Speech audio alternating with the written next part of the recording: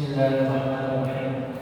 Assalamualaikum warahmatullahi taala wabarakatuh. Alhamdulillahirabbil alamin wa bihi nasta'inu ala umuri waddin. Wassalatu wassalamu ala asyrafil anbiya'i wal mursalin sayyidina wa nabiyina wa maulana Muhammadin wa ala alihi wa sahbihi ajma'in. Qala rabbi shrah li sadri wa yassir li amri wahlul 'uqdatam min lisani yafqahu qawli. Subhanaka la ilma lana illa ma 'allamtana innaka antal 'alimul hakim. Hadratul kiram al-fadil, para alim, para ulama, mana khusus bi dzikri, para tokoh masyarakat, para pengurus DKM Masjid Al-Ikhlas, kami muliakan semuanya, dan juga para jamaah salat subuh Masjid Al-Ikhlas. Semoga Allah Subhanahu wa taala senantiasa memberikan keberkahan dan dalam lindungannya, amin ya rabbal alamin. Para hadirin, para jemaah sekalian, pertama, marilah kita panjatkan puja dan puji syukur kita kehadirat Allah Subhanahu wa taala yang alhamdulillah pada pagi hari ini Allah Subhanahu wa taala senantiasa mempertemukan kita bersua di tempat yang insyaallah penuh dengan kemuliaan dan keberkahan ini, yang tentunya dalam rangka menjalankan rutinitas kita, menjalankan aktivitas kita, dan menjalankan keistiqomahan kita yang berupa at-ta'lim wa ta'allum. Setelah pelaksanaan salat subuh berjamaah yang insyaallah kegiatan ini merupakan kegiatan rutin yang diadakan di Masjid Al-Ikhlas, yang alhamdulillah pada pagi hari ini Al-Faqir diberikan kesempatan untuk menggantikan daripada Al-Mukarram Al-Ustaz Abdul Rahim Arif yang pada pagi hari ini masih ada di Lampung, yang masih belum pulang sepertinya. Beliau juga merupakan salah satu guru kami dan sama menempuh ilmu belajarnya itu di Pondok Pesantren Darul Khidmah Sidogiri. Mudah-mudahan amanah yang beliau berikan pada pagi ini senantiasa bisa kami jalankan, dan pengajian yang tentunya dibimbing oleh beliau senantiasa dijadikan kegiatan yang istiqomah di masjid ini dan senantiasa mendapatkan ridho daripada Allah Subhanahu wa taala. Salawat beserta salam kita aturkan kehadiran baginda Nabi Muhammad sallallahu alaihi wasallam. Mudah-mudahan kita semua yang hadir di tempat ini, keluarga kita, saudara-saudara kita, senantiasa dijadikan sebagai umat yang istiqomah di dalam menjalankan syariat beliau, menjalankan ajaran beliau, menjalankan sunnah-sunnah beliau, sehingga di akhir hayat kita nanti dijadikan sebagai orang yang husnul khatimah dan dipertemukan dengan beliau di surganya Allah. Amin ya Allah ya rabbal alamin. Sebelum kita mulai daripada kajian pada pagi hari ini, mari kita buka dengan membaca surah Al-Fatihah. Mudah-mudahan kajian yang akan kita pelajari pada pagi hari ini senantiasa menjadikan tambahan ilmu bagi kita, dan kita bisa amalkan sehingga menjadi sebuah istiqomah bagi kita dalam menjalankan kehidupan sehari-hari. Bismillahirrahmanirrahim. Billahi ta'ala wa hadratil Mustafa Muhammad sallallahu alaihi wasallam wa balihi wa ikhwatihi minal anbiya'i wal mursalin wa syuhada'i wa shalihin salawatullahi wa salamuhu alaihi ajma'in. Thumma ila rahiyati wa ta'abatil mujtahidin wa muqallidin fi din wa ulama'i al-'amilin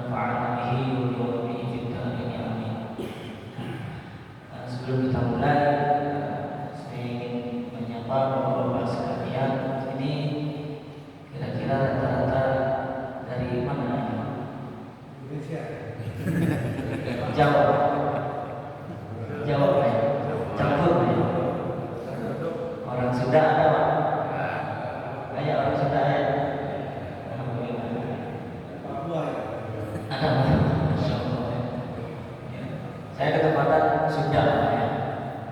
Saya asli orang sini, orang Cikarang. Cuman pernah ada di Jawa Timur, Pasuruan. Jadi tahu Jawanya ya pas di Jawa Timur aja.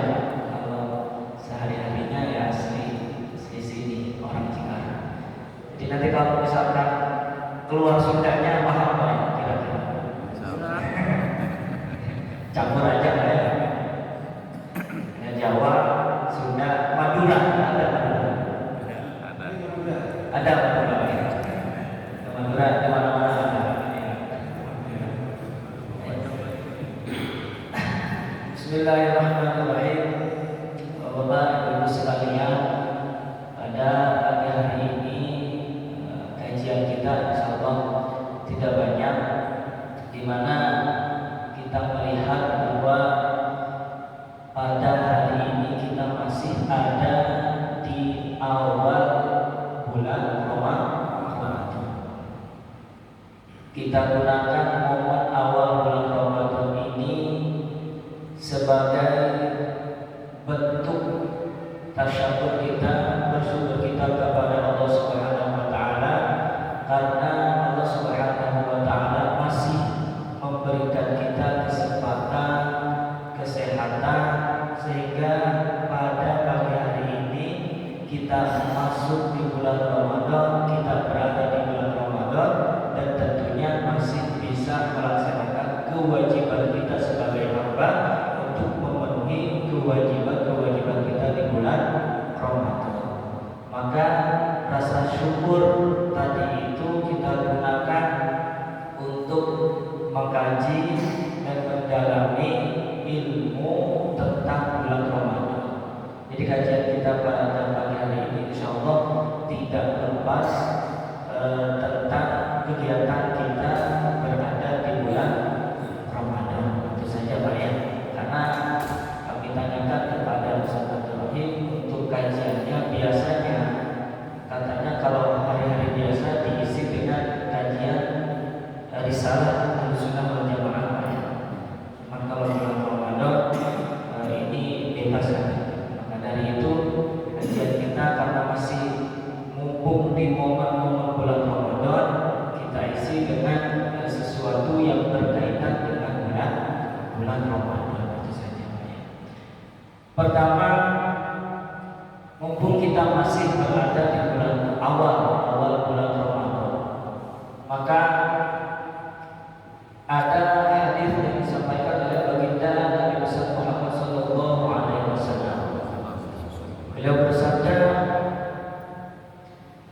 "Law ya'lamu al-ibadu ma fi Ramadan, la tamanna ummati an takuna as-sanatu kulluha Ramadan.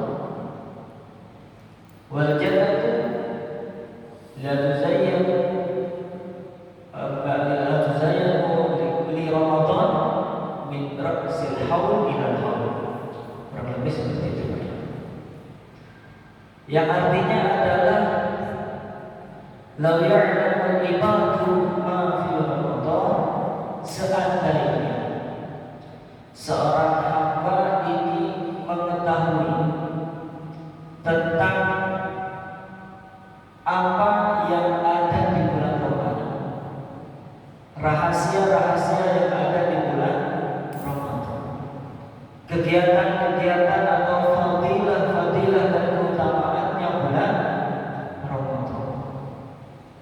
La tamanna ummati an takuna as-sanatu kulluha Ramadan. Maka umatku, kata Nabi, akan mengharapkan bahwa semua tahun atau satu tahun full itu bulannya adalah bulan Ramadan. Itu semuanya. Itu seandainya tahu. Jadi Pak, ini yang akan kita bahas adalah ma fi Ramadan itu. Jadi Nabi sampai menggambarkan seandainya para hamba itu tahu ma fi Ramadan, dengan apa yang ada di bulan Ramadan, rahasia apa yang ada di bulan Ramadan, fadilah apa yang ada di bulan Ramadan, keutamaan apa yang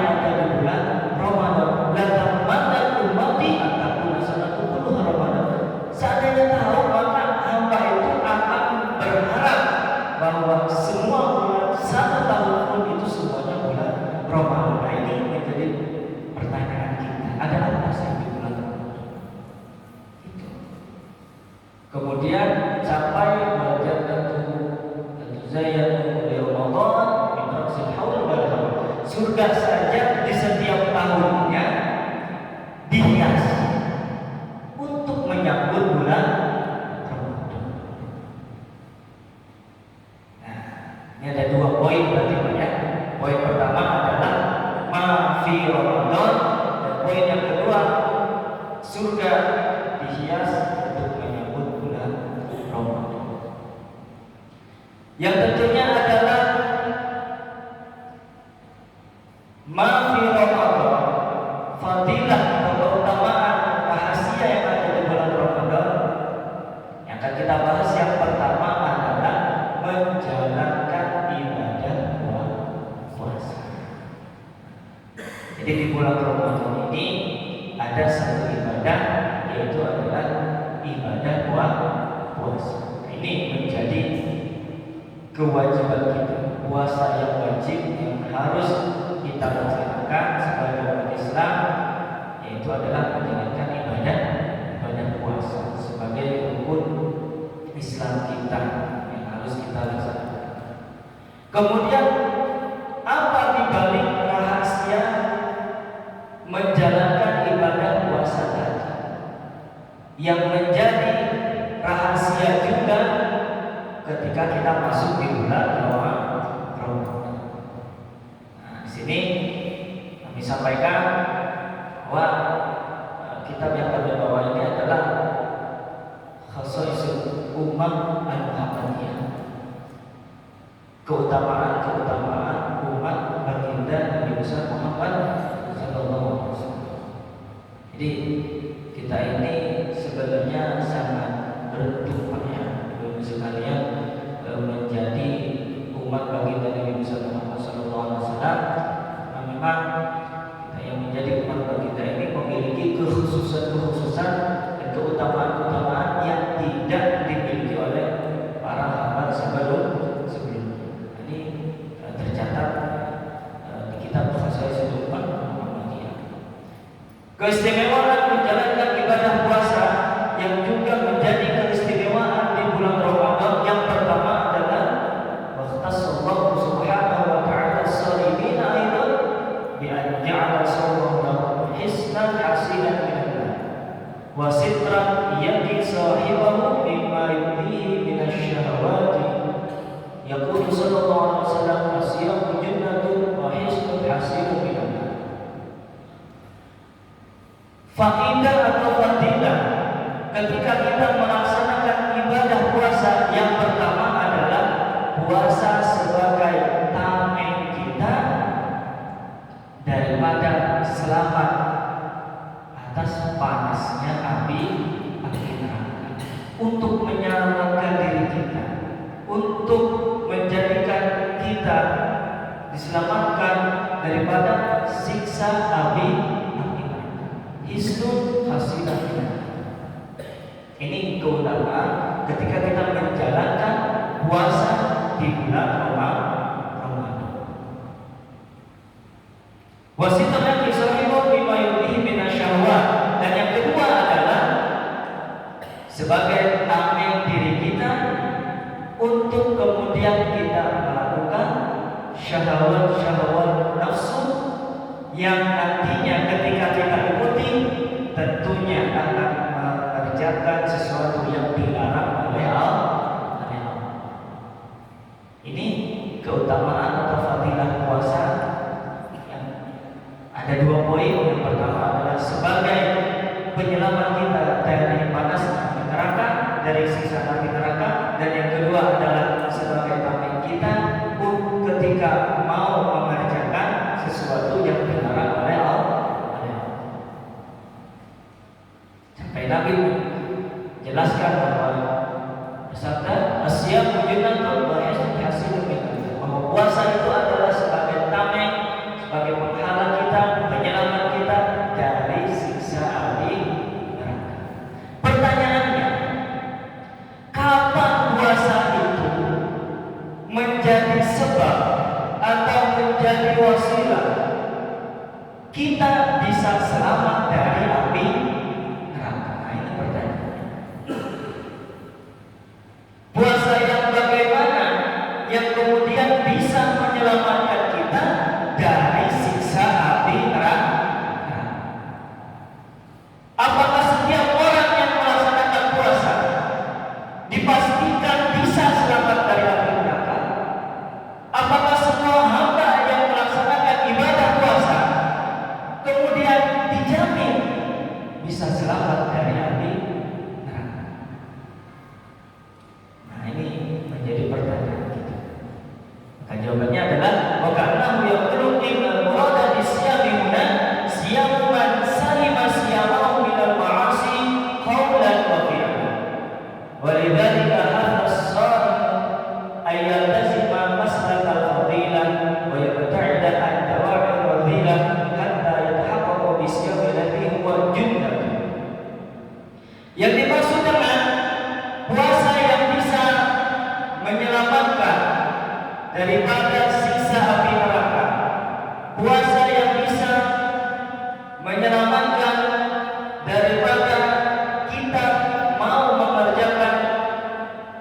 atau nafsu yang bisa mendapatkan murka dari Allah Subhanahu wa taala adalah puasanya man salima shaumu minal ma'asi wa puasanya orang yang memang selamat dari maksiat, baik maksiat secara ucapan atau maksiat secara bekerja.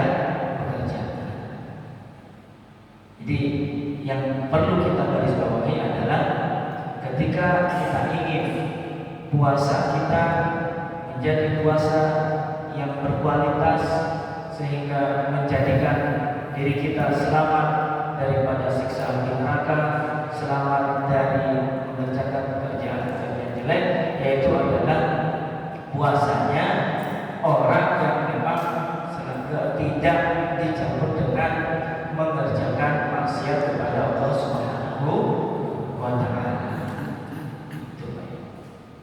Jadi pada dasarnya jangan sampai kita menyalahkan ibadahnya, ya. Jangan menyalahkan ibadahnya, karena kadang-kadang banyak begini, Pak.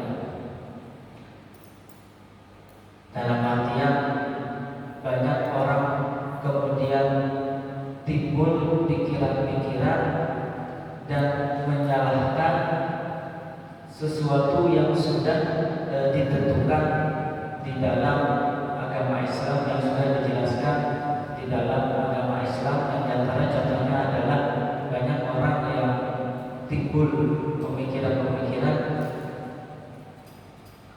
katanya sholat itu bisa menghindarkan kita dari pekerjaan mungkar. Katanya puasa itu bisa menghindarkan kita dari siksa api neraka atau dari sesuatu-sesuatu yang dilarang oleh Allah Subhanahu wa taala. Nah, pertanyaan-pertanyaan seperti itu kita kembalikan lagi, bukan dalilnya yang salah, bukan keterangannya yang salah, bukan ajaran agamanya yang salah, tapi kita kembalikan kepada diri kita lagi. Bagaimana model sholat kita, bagaimana model puasa kita, bagaimana model ibadah kita, sehingga kenapa kita sholat, kita puasa, kita ibadah masih banyak kemudian terjerumus kepada sesuatu yang dilarang oleh Allah. Jadi kita tidak menyalahkan sholatnya, tidak menyalahkan puasa. Kenapa masih banyak orang mengerjakan sholat tapi kemudian masih mengerjakan maksiat? Katanya sholat itu bisa menyelamatkan orang dari perkara yang tanha anil fahsya wal munkar. Kenapa kok masih begitu? Maka jawabannya adalah jangan menyalahkan dalilnya, jangan menyalahkan penjelasannya, jangan menyalahkan keterangannya, tapi lihat model sholatnya, lihat model puasanya, lihat model ibadahnya. Karena yang dimaksud dengan puasa yang bisa menyelamatkan orang dari api neraka, puasa yang bisa menyelamatkan orang terhindar dari hawa nafsu yang bisa membawa dia untuk mengerjakan perkara-perkara jelek, atau ibadah salat.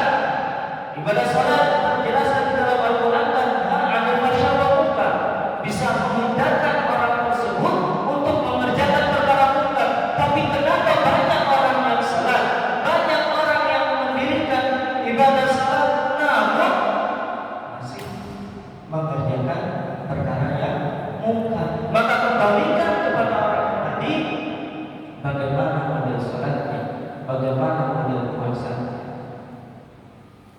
Maka dari itu, disinilah kita sama-sama masih ada di awal bulan Ramadan. Kita perbaiki puasa kita, kita perbaiki sholat kita, agar apa? Agar puasa tadi, sholat tadi bisa menuntut kita untuk senantiasa mengerjakan ibadah dan dan mendapatkan daripada ridha Allah Subhanahu wa Ta'ala. Namun begini Pak, bukan berarti apa yang telah dijelaskan tadi, apa yang telah disampaikan tadi menjadikan kita ini down, menjadikan kita tidak semangat, menjadikan kita selalu salah. Tidak begitu. Jadi jangan terus merasa kayaknya saya percuma ini sholat terus, tidak ada perubahan, tidak ada perkembangan, tetap aja melakukan maksiat. Kayaknya saya percuma nih puasa, karena ketika sore melihat sesuatu yang tidak diperbolehkan masih senang aja. Ya udah gak usah puasa, gak usah sholat. Ya tidak begitu juga. Ya, itu justru malah ya salah total. Mengerjakan tidak sempurna, merasa tidak sempurna, ditinggalkan. Ya bukan begitu. Maka perasaan ketidaksempurnaan tadi, perasaan kekurangan tadi, perasaan ada khilaf dan ada salah di dalam mengerjakan ibadah, justru menjadi daya dorong kita untuk memperbaiki ibadah kita masing-masing. Sholat kita yang mungkin merasa kurang khusyuk, kurang sempurna, kurang sesuai dengan aturannya, kurang sesuai dengan ajarannya, puasa kita yang masih banyak kekurangan-kekurangan, maka kesadaran itu menjadikan kita untuk terus memperbaiki diri agar ibadah sholatnya, ibadah puasanya lebih sempurna dan lebih baik daripada sebelum. Apa upaya kita untuk memperbaiki ibadah, baik itu ibadah sholat atau ibadah puasa? Di antaranya adalah tidak berhenti belajar dalam menuntut ilmu. Ya di antaranya adalah ikut pengajian, kumpul di majelis taklim sebagai bentuk kita agar bisa memperbaiki pengetahuan kita. Ketika nanti kita mendapatkan pengetahuan tentang puasa, mendapatkan pengetahuan tentang sholat, kita praktikkan di dalam kehidupan sehari-hari. Itulah daripada gunanya kita duduk di majelis ilmu. Itu yang pertama. Jadi yang pertama, puasa kata Nabi adalah sebagai tameng kita agar bisa selamat dari api neraka. Selamat dari siksa api neraka dan juga selamat dari syahwat atau nafsu yang bisa mengantarkan kita kepada pekerjaan yang tidak diridhai oleh Allah Subhanahu wa Ta'ala. Kemudian yang kedua adalah waqtasallahu shaim, Allah juga memberikan keutamaan kepada orang yang berpuasa, yaitu bi an ja'ala lahu fi siyamihi farhatain. Fa idza aftara fariha wa idza laqiya Allah fariha. Fa farhuhu bi fitrihi ta'dilun sadiqun an syukrihi tammi rabbil ladzi waffaqahu li imami sami dzalika al-yawm. Wa makanahu bi wasilati tamami sihhatihi wa quwwatihi. Fa ada ibadatan yaumihi kamilatan ghairu naqisati. Artinya adalah kekhususan orang yang berpuasa. Yang kedua, di mana dia akan mendapatkan dua kebahagiaan. Ini mungkin sudah tahu semua. Kebahagiaan yang pertama adalah ketika dia berbuka, dan kebahagiaan yang kedua ketika dia bertemu dengan Allah Subhanahu wa Ta'ala. Kebahagiaan yang pertama ketika ia berbuka, apa yang harus kemudian dia lakukan karena sudah mendapatkan kebahagiaan pertama. Jadi yang dimaksud dengan kebahagiaan saat berbuka bukan cuma setelah puasa ada makanan banyak terus kita lahap semua, bukan tentunya. Bukan hanya kenyangnya saja yang menjadi kebahagiaan kita, tidak. Tapi ada makna, ada rahasia yang harus kita lakukan setelah kita berbuka puasa. Kalau keterangannya mungkin kita sering mendengar banyak di televisi, di media sosial, bahwa orang yang berpuasa akan mendapatkan dua kebahagiaan.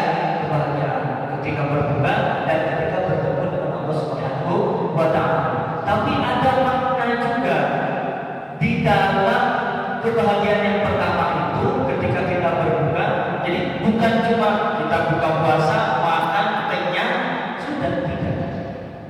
Apa di antaranya adalah fafarahu bi fitrihi ta'birun shadiqun an syukrihi ta'bili rabbi. Nah ini. Setelah kita berbuka puasa, setelah kita selesai melaksanakan ibadah puasa, yaitu selanjutnya adalah kita bersyukur kepada Allah Subhanahu wa taala.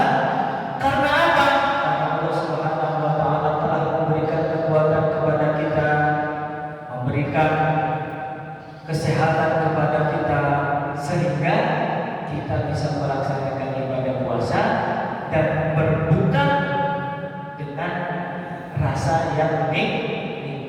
Jadi harus sadar, harus ingat bahwa kita bisa melaksanakan ibadah puasa, kita bisa berbuka, itu pertanda Allah Subhanahu wa taala berikan kita kekuatan, kesehatan sehingga kita bisa puasa dan buka dengan nikmat itu. Jadi jangan sampai lupa, karena memang kebiasaannya setelah puasa, setelah lapar, makan kenyang sebanyak-banyaknya sudah lupa. Tidak ada rasa syukur, seakan-akan kita puasa, kita buka itu hasil dari perjuangan kita sendiri, padahal tidak. Itu karena Allah berikan kekuatan kepada kita, berikan kesempatan kepada kita, berikan kesehatan kepada kita, sehingga kita bisa buka puasa dan sehingga kita bisa melaksanakan ibadah puasa dan berbuka dengan keadaan nikmat. Coba sebaliknya, banyak orang yang ingin puasa, banyak orang yang ingin melaksanakan ibadah di bulan Ramadan, tapi tidak dikasih kesempatan dan tidak dikasih kesehatan oleh Allah, bisa puasa? Tidak bisa. Banyak orang sudah melaksanakan ibadah puasa sampai maghrib, ternyata pas nyampe maghrib Allah berikan sakit di dalam perutnya, Allah berikan sariawan. Jangan gede-gede penyakit sariawan di mulut, tapi segini lumayan kebri baik. Puasanya sudah mau buka, padahal di depan sudah ada cendol, sudah ada macam-macam makanan, dikasih sariawan saja sudah tidak bisa menikmati hidangan buka puasa. Maka rahasia yang kedua, ketika yang dimaksud dengan farhah lisaim, kebahagiaan orang yang berpuasa, yaitu ketika berbuka adalah dia bisa bersyukur kepada Allah Subhanahu wa taala karena sudah bisa melaksanakan ibadah puasa dan bisa menikmati hidangan berbuka. Jadi kalau melaksanakan ibadah puasa, berbuka sebanyak-banyaknya sampai lupa kepada Allah, itu belum mendapatkan kebahagiaan berbuka puasa. Jadi bukan itu yang dimaksud dengan hadis Nabi tadi. Bukan makan puasanya terus kenyang, bukan itunya. Tapi ketika dia bisa bersyukurnya itu, ketika dia bisa bersyukur kepada Allah, bisa sadar bahwa semuanya adalah pemberian dari Allah, baik itu kekuatan atau kesehatannya, dan itulah kebahagiaan yang sesungguhnya. Kemudian keutamaan orang yang berpuasa yang ketiga adalah bi'aja'ala lahu fi shawmihi as-sihhah wasyifa min kathirin min al-amrad. Fa fil hadits sumu tasihhu, bahwa ketika kita melaksanakan ibadah puasa adalah bentuk kita untuk menjaga kesehatan. Karena kita tahu bahwa sumbernya penyakit memang itu kebanyakan dari apa yang kita makan. Maka dengan menjalankan ibadah puasa ini sebenarnya adalah untuk menjaga kesehatan kita. Di sini dijelaskan as-sihhah wasyifa. Di samping menjaga kesehatan, asyifa, dan juga mengobati penyakit yang ada di dalam tubuh kita. Karena kadang kita belum sadar ya, kira puasa adalah menyiksa diri sehingga kita lemas, gak ada asumsi, gak ada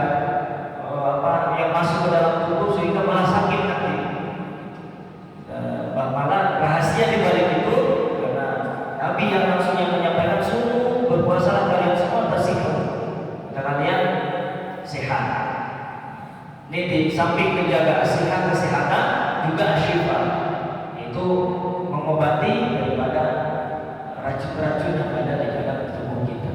Bahwa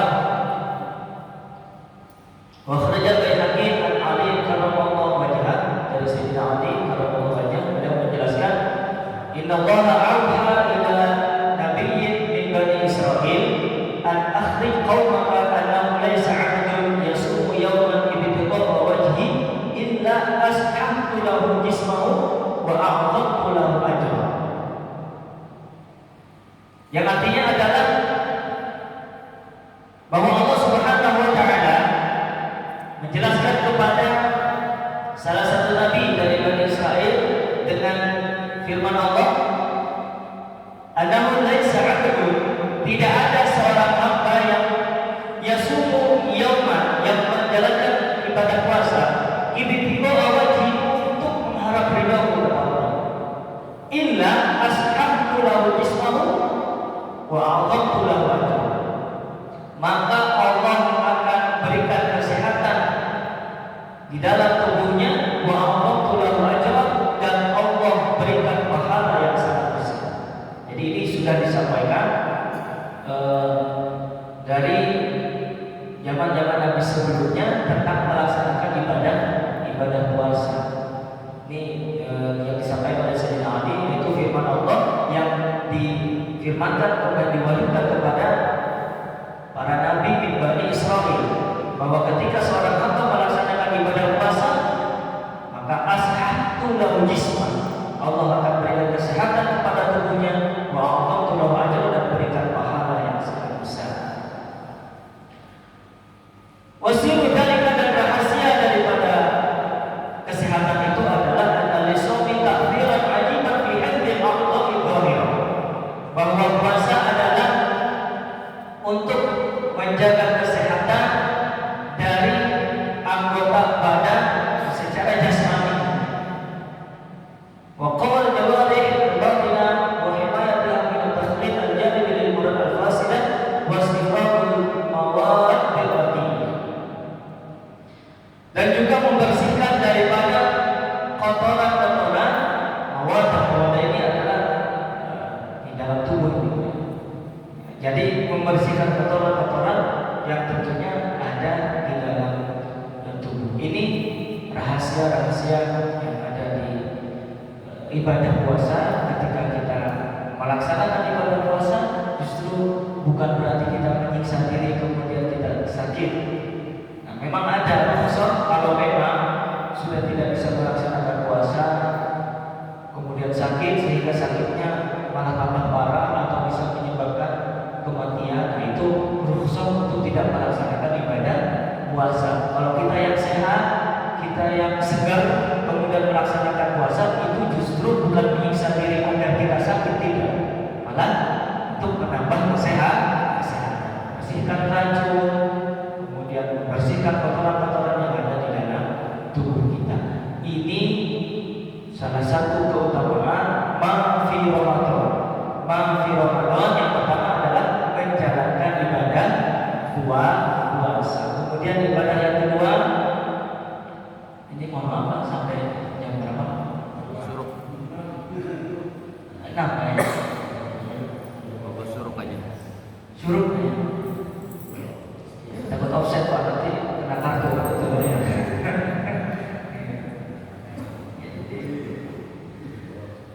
Lagi yang kedua tadi ma'fi Ramadan, yang pertama adalah menjalankan ibadah puasa, dan yang kedua adalah ma'fi Ramadan, yaitu Al-Quran. Al-Quran. Jadi rahasia, sir, fadilah, keutamaan di bulan Ramadan yang harus kita kejar juga adalah Al-Quran. Al-Quran kita tahu ini diturunkan di bulan Ramadan. Kenapa Al-Quran? Ini begini Pak, mumpung kita masih ada di awal Ramadan, mumpung kita masih ada di hari-hari pertama bulan Ramadan, kita ingatkan kepada diri kita, kepada anak-anak kita, saudara Jadi dengan adanya momen bulan Ramadan, dengan adanya kesempatan kita berada di bulan Ramadan, maka ayo kita kejar keutamaan itu, kita kejar momen itu, agar bisa kita dapatkan sesuatu yang ada di bulan Ramadan. Kalau ada momen kan kita biasanya kejar-kejaran Pak ya, berlomba-lomba. Apa contohnya? Momen kalau ada diskon Shopee 12-12 Pak ya. Nah, kita kan kejar-kejaran tuh Pak ya. Ada momen biasanya harga daster 100.000. Ini karena 12-12 bisa jadi 5.000. Nah, itu kan kejar-kejaran. Jam 12 malam ibu-ibu udah siap semua nih belanja. Itu momen. Kemudian misalkan ada momen lagi di SKC, biasanya harga HP, harga baju, harga apa saja mahal-mahal karena bulan Ramadan mau lebaran semuanya murah. Itu kan momen Pak. Ketika ada momen begitu, orang-orang pada kejar-kejaran untuk mendapatkan momennya tadi itu. Nah, ini namanya momen yang biasanya manusia itu ketika ada momen, ketika ada event yang tidak seperti biasanya, maka dia kejar-kejaran untuk mendapatkan. Maka di momen Ramadan ini, di momen bulan puasa ini, mari kita sama-sama juga untuk mendapatkan daripada diskon besar-besaran itu, dilipat gandakannya pahala, kemudian diampunnya segala dosa, ditutupnya pintu neraka, dibukanya pintu surga. Nah, ini kita kejar sama-sama. Yang diantaranya adalah Al-Qur'an. Di momen Ramadan ini, kenapa kok saya sampaikan sekarang ini Al-Qur'an yang paling penting? Karena begini Pak,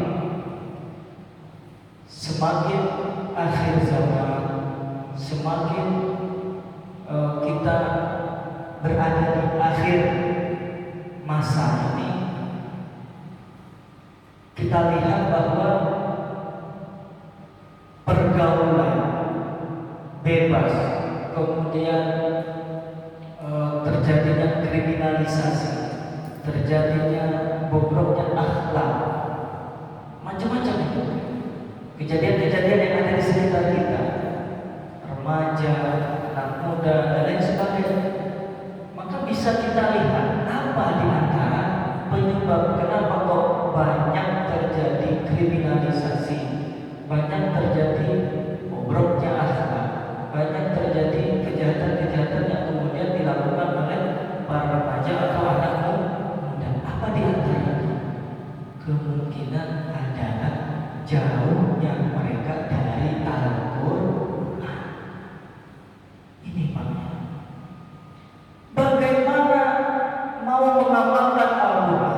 Bagaimana mau memahami isinya Al-Qur'an? Kadang baca saja tidak bisa. Ini menjadi PR kita bersama, menjadi tugas kita bersama. Mungkin kita yang alhamdulillah aktif kumpul di majelis taklim, aktif kumpul belajar ilmu, aktif kumpul di majelis khair, majelis yang baik ini. Mungkin kita alhamdulillah selamat. Tapi anak-anak kita, saudara kita, tetangga kita, ini masih menimbulkan pertanyaan. Maka mari di bulan Ramadan ini, di momen Ramadan ini kita gunakan, ajak anak-anak kita, saudara-saudara kita, tetangga kita yang masih belum bisa membaca Al-Qur'an, belum bisa memahami Al-Qur'an, untuk sama-sama belajar Al-Qur'an.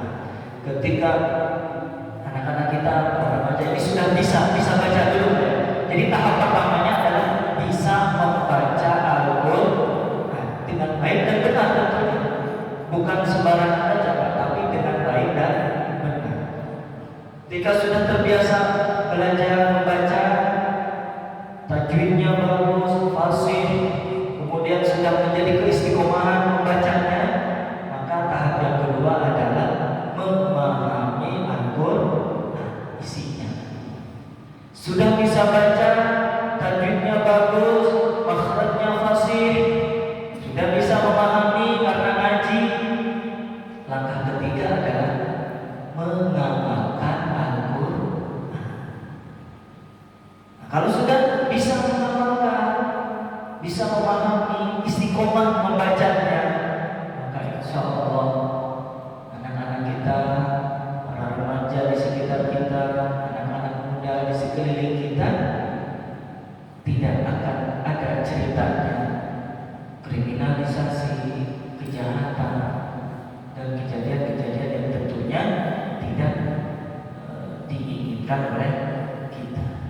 Karena dari itu, hari dengan kumpulnya kita di majelis ini dan kita berada di naungan bulan Ramadan, di momen bulan Ramadan, mumpung masih ada di awal-awal ini Pak ya, tidak ada kata terlambat untuk mengajar, tidak ada kata terlambat untuk memperbaiki lingkungan atau memperbaiki apa yang ada di sekitar kita. Nah, mumpung masih banyak yang tadarus, banyak yang belajar Al-Quran, atau saudara kita atau yang ada di sekeliling kita yang belum terjamah untuk mempelajari Al-Quran, kita ajak dengan momen bulan Ramadan. Agar apa? Agar tadi ketika sudah mau belajar bisa baca, bisa memahami, bisa mengamal. Kalau sudah bisa mengamal, insya Allah aman nanti. Dan untungnya lagi, ketika tadi remaja yang kita ajak, anak-anak yang kita berikan pemahaman tentang baca Al-Quran, memahami Al-Quran, tidak kepikiran lagi untuk bagaimana di masa yang akan datang. Itu tidak kepikiran lagi. Karena sekarang kita sudah berjuang, kita ajak mereka untuk belajar, untuk baca, untuk memahami. Insya Allah generasi yang tadi kita ajak itu juga akan meneruskan daripada perjuangan kita yang ada di masa sekarang. Itu mungkin yang bisa disampaikan, karena kami sendiri memang diberikan pesan oleh salah satu guru kami. Kami pernah bertanya, apa yang harus kita lakukan ketika ada di akhir zaman. Di akhir zaman ini kan Nabi sampai menggambarkan seseorang yang memegang bara api panas. Ini tantangannya di akhir zaman, tantangannya di akhir masa. Semakin kesini ya tambah berat lagi nanti. Apalagi kita yang ada di daerah kota itu lebih banyak tempat nongkrongnya daripada tempat ngajinya, kan begitu Pak. Ini jadi tantangan kita. Maka dari itu kami pernah menanyakan apa yang bisa kita lakukan untuk ada di akhir zaman. Kalau di bahasa Jawa kan itu dari guru kami adalah ojo aduk Al-Quran, jangan jauh dari Al-Quran. Kalau sudah jauh, sudah diajak sholat susah, diajak puasa susah, diajak ibadah susah, diajak ke majelis taklim susah, karena sudah enggan untuk mempelajari Al-Quran. Kuncinya di sini ada di Al-Quran. Insya Allah generasinya mau belajar Al-Quran, mau memahami Al-Quran, lebih bisa mengamalkan Al-Quran, itu gampang kita ajak untuk kebaikan, sehingga insya Allah akan menjadi lingkungan yang aman, menjadi lingkungan yang badatun thayyibah wa rabbul ghafur. Amin ya Allah ya rabbal alamin. Jadi kesimpulan yang bisa kami sampaikan di pagi hari ini adalah tentang ya'lamu ibadu ma fi Ramadan. Itu saja. Seandainya hamba mengetahui tentang apa yang ada di bulan Ramadan, pada umat akan mudasalah tujuh Ramadan, maka umat akan berharap semua bulan dalam satu tahun itu adalah bulan Ramadan. Kemudian apa tadi yang ada di bulan